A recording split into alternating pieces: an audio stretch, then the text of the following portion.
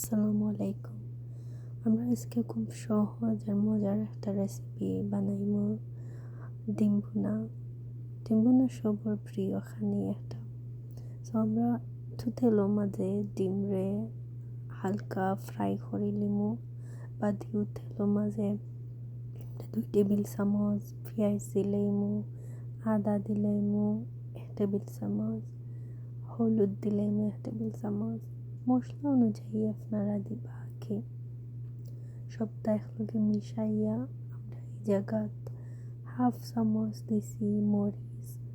আপনারা জাল অনুযায়ী যে যতখান জাল খান দিতে পারবা মরিচ।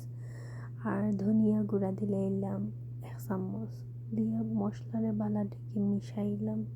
বাদে একটু ফ্লেভারও লাগে আমরা অ্যাড করলাম তেজপাতা আর কাঁচামরিচ।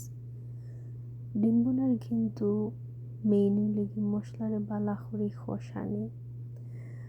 আর আমরা স্বাদ মতো লবণ দিলাম এখানের মাঝে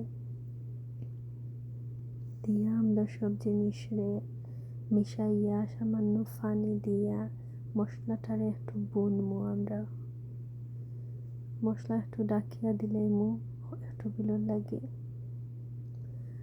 আমরা তেল একটু উপরে বাসি খেলে আমরা মশলা রেডি।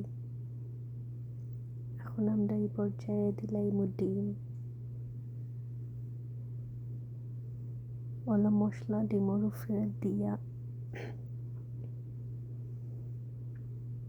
দিতে হইব যাতে মশলা ডিমের ভিতরে ঢুকে। আমরা ধনিয়া পাতা দিলাইলাম। কালারটা খুব সুন্দর আইছে।